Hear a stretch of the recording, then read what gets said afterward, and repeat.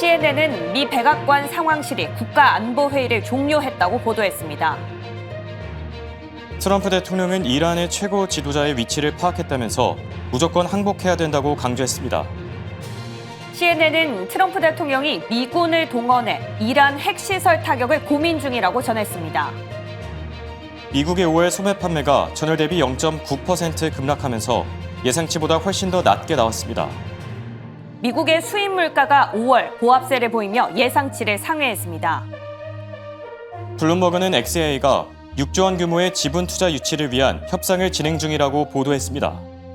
중동의 지정학적 리스크가 심화되면서 국제유가가 또다시 4% 급등했습니다. 애틀란타 연은이 미국의 2분기 GDP 전망치를 3.8%에서 3.5%로 낮췄습니다.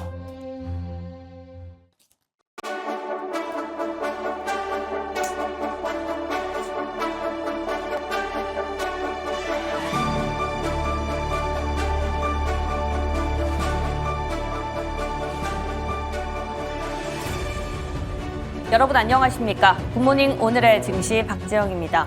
안녕하십니까? 홍성진입니다. 중동의 지정학적 리스크가 다시 불거지고 있습니다. 트럼프 대통령, 이란 최고 지도자를 겨냥해서 무조건 항복하라고 위협을 가하기도 했는데요. 네, 맞습니다. 여기에 또 트럼프 대통령이 미군을 동원해서 이란의 핵시설을 타격하는 것을 검토 중이다라는 CNN의 보도까지 나왔었죠. 이렇게 전쟁이 다시금 격화되는 조짐을 보이자 유가도 오르고 방산주 또다시 급등했는데요. 국내 증시에서도 이 같은 흐름 유지될지 연동이 될지 같이 점검해 보겠습니다. 네, 그리고 백악관의 국가안보회의가 긴 논의 끝에 1시간이 넘었다라고 하죠. 네, 방금 전에 끝났다라는 속보도 전해졌습니다. 국가안보회의의 내용들도 관련된 소식들이 전해지는 대로 자세하게 속보로 또 전해드리겠습니다. 자, 이제 본격적으로 굿모닝 오늘의 증시 출발합니다.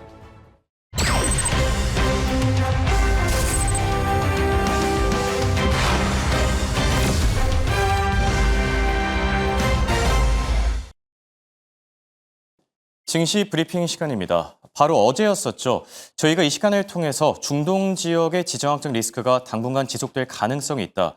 이스라엘이 생각보다 더 강한 스탠스를 취하고 있다라고 경고해드린 바 있습니다.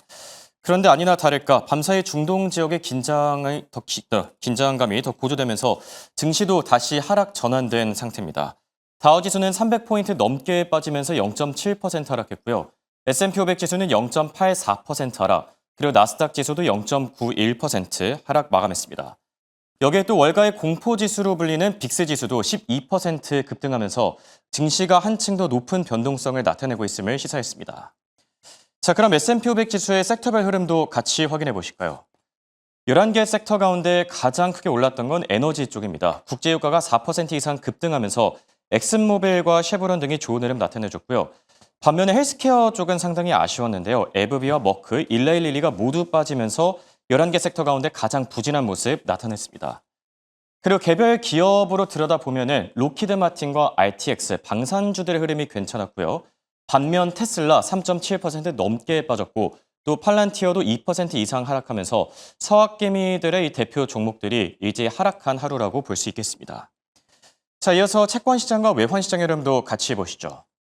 우선 채권 시장은 소매 판매 지표를 주시했는데요. 소매 판매 지표가 발표된 직후에 미국의 10년물 국채금리부터 30년물까지 장단기 국채금리가 일제히 하락했습니다. 6bp 넘게 빠지면서 4.38%, 4.4% 아래로 다시 떨어진 모습이고요.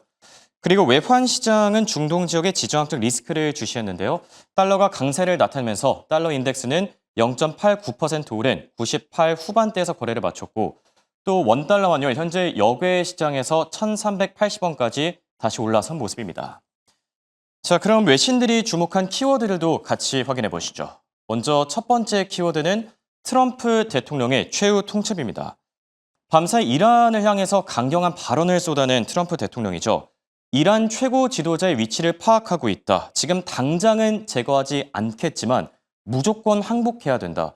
생각보다 훨씬 더 강경한 입장을 드러냈습니다. 여기에 또 CNN에 따르면 트럼프 대통령이 미군을 동원해서 이란의 핵시설을 타격하는 걸 검토 중이라는 보도까지 나왔었죠.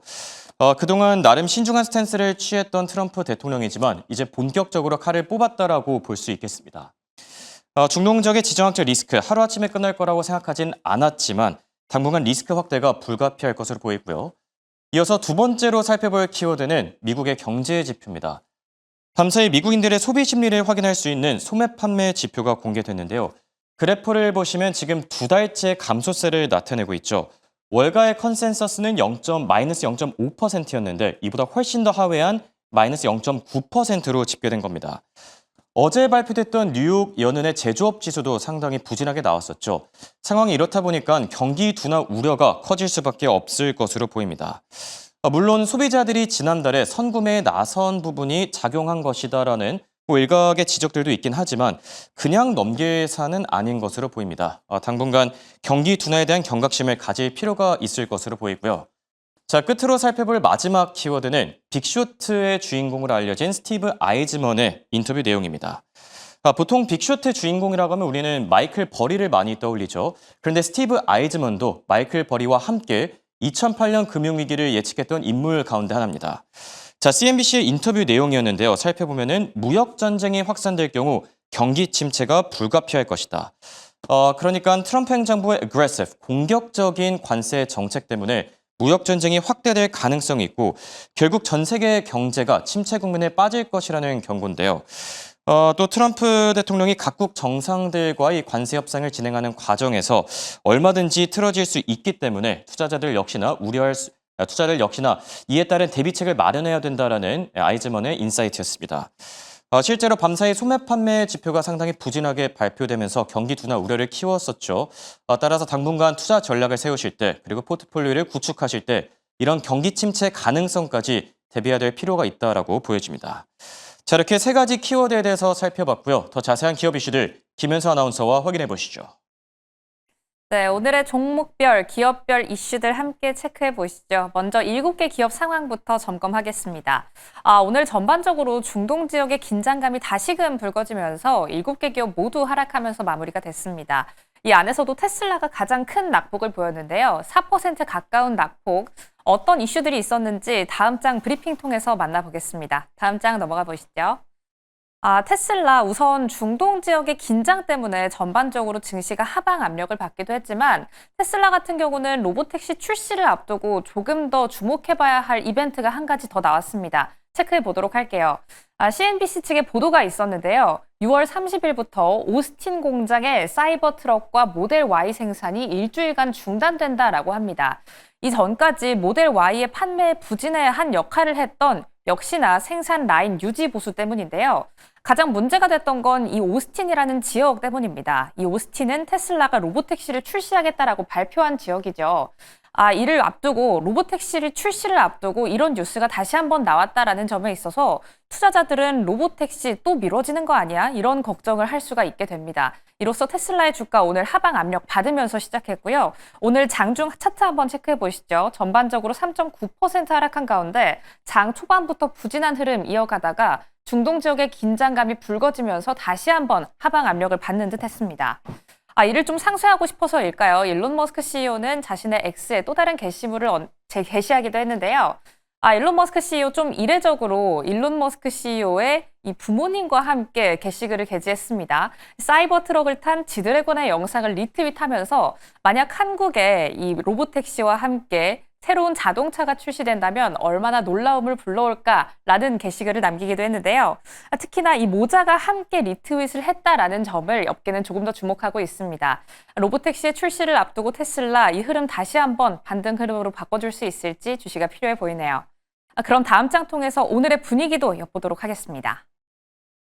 계속 말씀드렸던 게 바로 중동 지역의 긴장이 다시금 고조됐다라는 건데요. 계속 좀 왔다 갔다 하고 있죠. 에너지주. 이전에 트럼프 대통령의 발언에 의해서 좀 왔다 갔다 되고 있는데 앞서 언급이 됐던 것처럼 트럼프 대통령 초반에는 이 각국의 싸움도 좀 필요하다라고 이야기를 하면서 신중하게 이야기를 내놓았지만 간밤 사이에는 좀 강경한 입장을 밝혔습니다. 일단 유가 흐름부터 체크해 보시죠.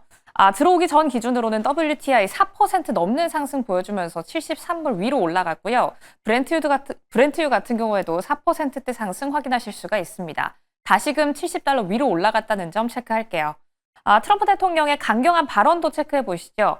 이란 최고 지도자의 은신처 지금 현재 어디에 있는지 알고 있다라고 이야기하면서 자신의 SNS에 정말 강경하게 무조건 항복해라라고 남기기도 했습니다. 이로써 어떤 증시의 하방 압력을 받았는지 우리 국내 증시도 주목이 필요해 보이는데요. 일단 한번 흐름 체크해 보시죠. 정유주와 에너지주가 전반적으로 강세를 보였습니다. 정유 안에서는 발레로 3% 가까운 상승 보였고요. 쉐브론 같은 경우에도 2% 가까운 상승.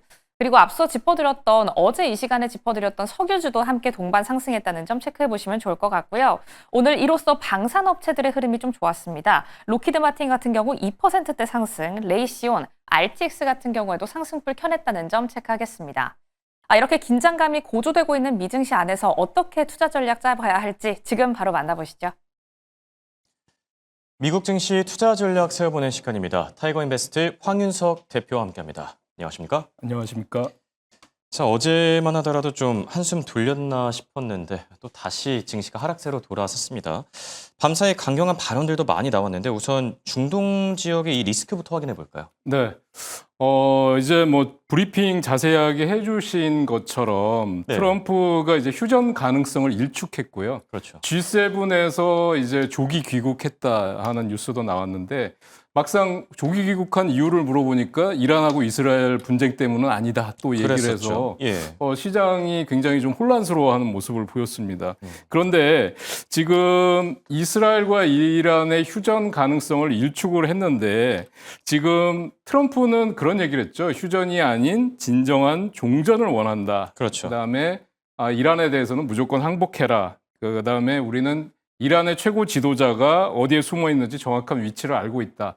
그리고 예. 지금 NSC를 소집했잖아요. 네. 소집해가지고 거기서 이제 종료가 됐는데 회의는 종료가 됐는데 시장은 지금 미국의 군사적 개입 가능성도 염두에 두고 있는 걸로 보여집니다. 그렇죠. 그리고 충분히 그 가능성이 높은 게요. 네. 지금 트럼프 같은 경우는 불법 체류자 강압단 속에 의해서 지금 전국적으로 반 트럼프 시위가 확산되고 있고요. 그렇죠. 또 트럼프 일가의 재산 증식에 대해서 우려의 목소리 내지는 비난의 목소리가 커지고 있어서 내후 외환의 지금 위기에 직면하고 있는데 그동안 미국 역사상으로 보더라도 이런 내후 외환의 위기 속에서 중동 분쟁에 직접적으로 개입하면서 정면 돌파를 통해서 타결한 사례들이 있었거든요. 그렇죠. 그래서 지금 이란과 이스라엘의 분쟁을 조기에 종식하겠다라는 명분으로 충분히 개입할 가능성이 있다고 생각이 되고요.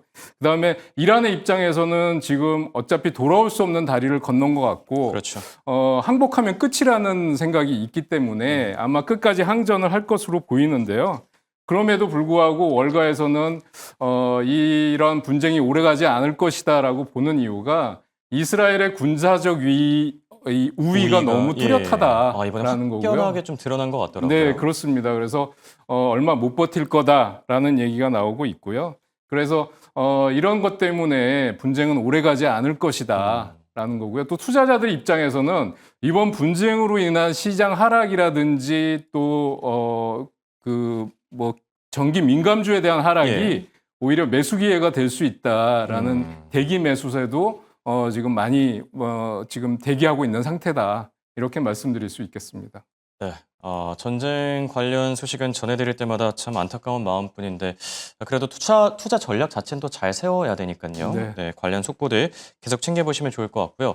자, 그리고 말씀을 드리던 중에 국제유가 상승폭이 계속 확대되고 있습니다. 앞서 저희가 4% 이상 이제 상승했다라고 전해드린 바 있는데 현재 WTI 기준으로 5.1%까지 올라서고 있는 점 참고하시면 좋을 것 같고요. 자, 바로 이어서 트럼프 대통령의 관세 발언들 그리고 또 이 밤사이 소매 판매 지표가 발표됐는데 이 부분도 같이 짚어주시죠. 네, 트럼프 대통령 참 이해하기 어려운 부분이 사실 중동 분쟁이 지금 격화되고 있고 G7에서 조기 귀국한 상태에서 NSC까지 소집을 했는데 거기에 대해서 제약 관세를 또 조만간에 부과하겠다라는 발표를 해가지고 의아하게 만드는 거죠. 그렇죠.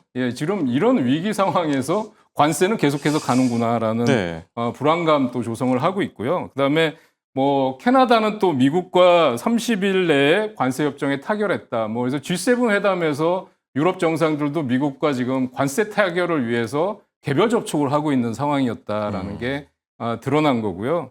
그다음에 말씀해 주신 대로 5월 소매 판매가 전월 대비 0.9% 감소한 걸로 나타났고 그렇죠. 전년 동기 대비해서는 이제 3.3% 증가한 걸로 나타났는데 이게 굉장히 부진한 지표였다라는 거고요. 이게 관세가 직접적으로 뭐 영향은 주지 않았었지만 소비 심리에 부정적인 영향을 준 것만은 확실하다라는 거고요.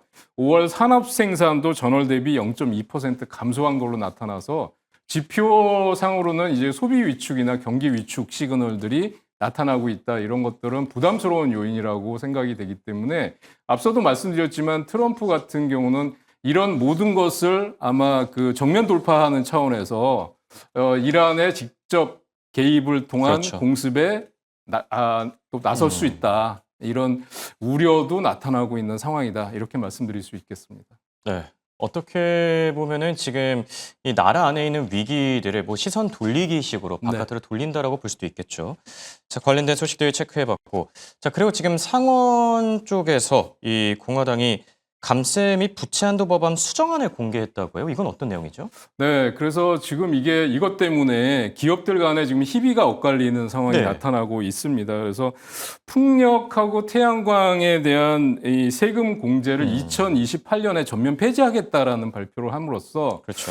태양광 관련주들은 일제히 급락하는 모습을 보여줬고요. 맞습니다. 예, 그다음에 또 테슬라 같은 경우는 상원 법안에서 이제 테슬라 ESS 에너지 저장 사업 위축됐다는 건데 이게 왜 그러냐면 전기차 세액 공제도 180일 이내에 종료하겠다라는 발표를 했어요. 그래서 전기차 관련주들, 뭐 자동차 관련주들이 일제히 하락 마감을 했는데 네. 이거와 또 별개로 지금 반도체 쪽에서는 그렇죠. 예, 상원에서 반도체법의 세액 공제를 그동안에 25%에서 30%로 확대하는 방안을 검토 중이다. 이런 얘기가 나왔습니다. 그래서 이런 것 때문에 이제 기업별로 희비가 엇갈리는 모습이 나타났고요. 지금 7월 4일이 미국 독립기념일인데 이 독립기념일 이내에 상원에서 통과하는 것을 목표로 추진을 하고 있는데 이 공화당 내에서도 이 감세 법안에 대한 반발이 적지 않은 상황이라서 그렇죠. 쉽게 통과할 것 같지는 않다라는 게 대체적인 의견이다 이렇게 말씀드릴 수 있겠습니다. 네. 자, 그렇다면 관련해서 바로 빅테크 기업들의 소식으로 넘어가 볼까 하는데요. 방금 전에 얘기해 주신 이 반도체법 세액 공제, 엔비디아와도 상당히 깊은 연관이 있죠. 엔비디아부터 한번 이슈 살펴볼까요? 네, 좀 전에 말씀드린 이제 감세 법안 쪽에서 반도체에 대해서 세액 공제를 확대한다라는 것 때문에 시장 전반이 하락하는 가운데서도 AI 반도체 관련주들은 선방했다 이렇게 말씀드릴 수 있겠고요. 그래서 엔비디아 같은 경우는 지금 시간외에서는 소폭 하락으로 마감이 되고 있는데 진행이 되고 있는데요. 네. 그 이유는 아무래도 미국의 개입 가능성, 이란 분쟁, 좀 전에 얘기해 주신 대로 WTI 유가도 지금 추가 상승이 나타나고 그렇죠. 있고요. 그래서 버클레이즈 같은 경우에 AI 반도체에 대해서 강력한 수요가 여전하다. 그다음에 그 엔비디아의 블랙웰 칩에 대한 공정 가동률도 계속해서 높아지고 있고 안정적이다. 그래서 목표 주가를 기존에 170달러에서 200달러까지 높였어요. 네. 그래서 지금 현재 주가가 143달러 정도 지나고 있는데 차트를 통해서 한번 확인해 보시면 지금 여기 십자형 음봉이 나와 있는데 위에는 지금 178달러를 기록하고 있죠. 그렇죠. 그래서 놀라시는 투자자분들이 많을 것 같은데 애프터 마켓에서 시간 외에서는 한 주가 거래가 돼도 네. 이렇게 급등을 할 수 있습니다. 그래서 여기에 너무 또 놀라실 필요는 참고하면, 없을 것 좋을 것 같고요. 같네요. 예, 그래서 지금 현재 주가는 지금 그 153달러 고점을 지금 앞두고 돌파 여부를 나타나고 있는 상황인데 아무리 반도체에 대한 세액 공제를 확대한다고 하더라도 네. 지금 뭐 중동의 긴장이 고조되고 있는 상황에서는 뭐 지금은 좀 더 관망하실 필요가 있다라는 말씀을 드릴 수 있겠습니다. 네, 좋습니다. 자, 그리고 이번에는 오랜만에 마이크로소프트 관련 소식을 확인해 볼까 하는데요. 저희가 헤어질 결심이라는 표현을 쓰죠. 이게 얼마 네. 전에 트럼프와 머스크한테 이제 빗대어서 썼던 표현인데 네. 이번엔 마이크로소프트랑 오픈 AI가 이 표현에 어울리는 것 같습니다. 어떤 이슈가 나왔죠? 네, 맞습니다. 지금 헤어질 결심을 하고 있는데 당사자들은 부인을 하고 있죠. 네. 그렇지 않다라는 얘기가 나오고 있는데요. 마이크로소프트는 지금 오픈 AI와 협력 관계가 악화되고 있다라는 게 주변 월가에서 지금 나타나고 있는 건데요. 이미 오픈 AI는 최근에 미국 국방부와 2억 달러 수주 계약을 마쳤어요. 그렇죠. 그리고 또 오픈 AI의 경영진이 지금 극단적으로 가고 있다라는 게 파트너십 이제 기간 동안에 후원사인 마이크로소프트의 반경쟁적 행위라고 해서 고발하는 방안을 논의하고 있다라는 얘기가 나오고 있고요. 또 양사는 오픈 AI의 30억 달러 규모의 인수 대상인 코딩 스타트업 윈드서프의 지식재산권 소유권을 또 둘러싸고 지금 그 논쟁이 한참 진행되고 있다. 그래서 지금 좀 우려스럽다라는 말씀을 드릴 수 있겠고요. 오픈 AI의 최근 행보를 보면 지금 AMD의 칩을 쓰겠다라고 공식적으로 선언을 하고 있는 상황에서 독자적인 행보에 나서고 있기 때문에 네. 둘이 이제 계속 협력해서 같이 가는 방안이 쉽지 않을 것이다 이렇게 보여집니다. 마이크로소프트의 주가를 한번 보시면 지금 신고가 돌파 구간에 와 있습니다. 그래서 지금 보면 477달러로 소폭 하락을 하고 있는데요. 월봉상으로 보더라도 지금 500달러 신고가 돌파를 눈앞에 두고 있는 상황입니다. 그래서 이런 분쟁의 영향으로 인해서 주가는 다소 등락을 보일 가능성이 있어 보입니다. 좀 네. 체크하실 필요가 있을 것 같고요. 역시 중동의 긴장이 고조되는 상황에서는 빅테크라든지 경기 민감주에 대한 접근은 조금 자제하시면서 그렇죠. 관망하실 필요가 있다라는 말씀을 드릴 수 있겠습니다. 네, 자 빅테크 기업들의 투자 전략 잘 들어봤고요. 이번에는 어제 AMD에 이어서 이 기업도 주목을 받고 있다고 하는데 바로 암홀딩스입니다. 어떤 이슈를 나왔죠? 지금 암홀딩스 같은 경우는요. 네. 지금 역시 아까 말씀드린 반도체법 수혜에 영향을 받을 수 있다라는 말씀 드릴 수 있겠고요. 또 지금 에버코어 쪽에서는 ARM과 AMD의 서버 점유율 확대를 계속 강조를 하고 있는 상황입니다. 머큐리 리서치 자료에 따르면 ARM의 프로세서가 서버 및 랩탑 시장에서 점유율을 확대하고 있다. 이런 뉴스가 나오고 있고요. 그래서 ARM은 전년 동기 대비해서 점유율이 4% 확대되고 있다. 그리고 앞으로도 서버 시장에서 점유율이 확대해 나갈 거다라는 분석이 나오고 있고요. 그다음에 하이퍼스케일을 판매하는 기업에서는 신규 서버 칩 중에서 ARM이 최대 50%의 지분을 차지할 가능성이 있다라는 거고요. 엔비디아, 아마존, 알파벳 이런 기업들이 ARM의 지금 점유율 확대 전망을 지지하고 있는 상황이다라는 거고요. CT에서는 특히 지금 NPU 시장에서 ARM의 점유율이 13.6%로 전분기 대비해서 2.8% 상승하고 있다. 이렇게 지금 전망을 하고 있는 상황인데요.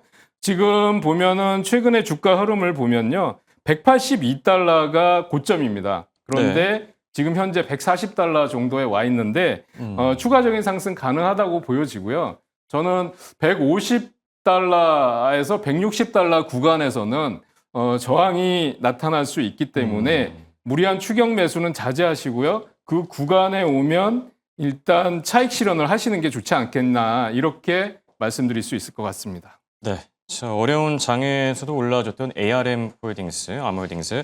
월가의 전반적인 투자 의견도 긍정적이라는 점 참고해 보시면 좋을 것 같고요. 자, 다음 살펴볼 기업은 IBM입니다. 어제 양자 컴퓨터 로드맵을 공개했는데 괜찮았습니까? 네, 지금 IBM 같은 경우는 사실 우리가 별로 그동안 신경을 안 쓰는 사이에 네. 신고가를 돌파를 하고 있어요. 그래서 2029년까지 말씀해 주신 대로 그 오류를 자체적으로 수정하는 대규모 내결함성 양자 컴퓨터 개발 계획을 발표했습니다. 그리고 에버코어에서는 이제 IBM이 향후 수년간 한 자릿수 중후반대 매출 성장세를 계속 기록할 거다. 그다음에 EPS나 잉여 현금 흐름도 증가율을 이어갈 거다. 이렇게 전망을 하고 있어서 견고한 장기 성장 펀더멘탈이 기대가 된다는 거고요. 그다음에 IBM의 EPS가 연 16에서 18달러 정도로 증가할 걸로 보인다. 그래서 목표 주가를 275에서 315달러까지 목표 잡는 게 나타났는데요. 최근에 일봉 차트를 한번 보시면 지금 연일 계단식 상승, 야금야금 상승하면서 신고가를 돌파하는 움직임을 보여주고 있습니다. 주봉에서도 보시면 지금 최고 주가가 284달러인데요. 지금 282달러, 3달러 정도 근접하는 모습을 보여주고 있어서 보유자분들께서는 홀딩하면서 수익 극대화 전략을 가져가시고요. 저는 양자컴 관련 뉴스도 있고 해서 만약에 신규 진입을 한다 그러면 280달러 이하나 260달러에서 280달러 사이에서는 분할 매수 관점에서 접근하셔도 괜찮을 것 같다라고 말씀드릴 수 있겠습니다. 알겠습니다. 조용한 강자 IBM에 대한 의견까지 확인해봤습니다. 지금까지 도움 말씀의 황윤석 타이거인베스트 대표와 함께했습니다. 감사합니다.